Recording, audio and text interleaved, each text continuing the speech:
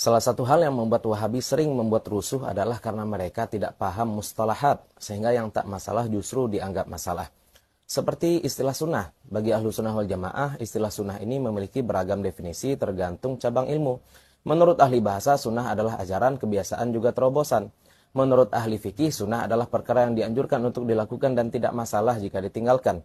Menurut ahli hadis, sunnah adalah segala sesuatu yang dinisbat kepada Nabi SAW, baik itu perkataan, perbuatan, ketiadaan pengingkaran maupun sifat. Ahlu sunnah wal jamaah akan menyamakan dulu persepsi terkait definisi sunnah, baru kemudian melanjutkan diskusi agar jelas ujung pangkalnya. Lain dengan Wahabi yang mencampur adukkan pemaknaan sehingga makna sunnah ahli hadis malah dibawa ke ranah fikih. Ngap, sini saya kasih paham.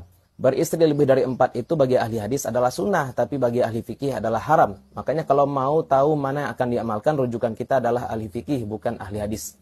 Salah paham makna sunnah juga membuat mereka salah paham lawan kata dari sunnah. Bagi ahli fikih, lawan sunnah adalah makruh. Bagi ahli hadis, lawan sunnah itu tidak ada.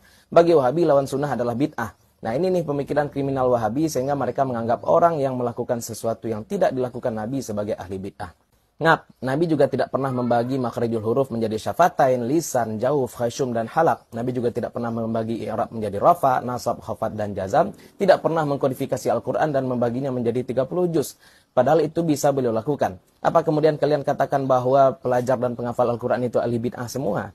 Wahabi juga tak mampu membedakan antara orang yang tidak melaksanakan sunnah dengan orang yang membenci sunnah. Mentang-mentang mereka berjenggot dan bercelana cingkrang, mereka anggap orang yang tak berpenampilan demikian sebagai pembenci sunnah.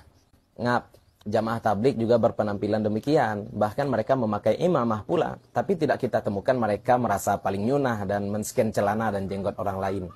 Kalau tidak mengamalkan dianggap membenci, apa kalian sudah mengamalkan semua sunnah? Apa kalian witir setiap malam? Selalu puasa Daud? Kenapa tak sekalian saja kalian makan pakai lauk cuka tok? Karena berdasarkan hadis Nabi itu adalah sebaik-baik lauk. Coba lihat perkara yang diributkan oleh Wahabi di tengah masyarakat. Sebenarnya adalah perkara yang sudah dituntaskan oleh para fuqaha dari dulu. Kunut lah, jahar basmalah lah, jenggot lah, maulid lah. Tapi ya karena mental mereka memang mental suka ribut, masalah adem seperti ini dicongkel-congkel. Ini karena memang kualitas ilmu dan nalar mereka rendah, tapi tingkat beringasnya tinggi. Makanya mereka hanya bisa mengetengahkan manhaj sesat mereka di tengah awam. Mana ada mereka yang berani mengangkat masalah ini ke forum ilmiah.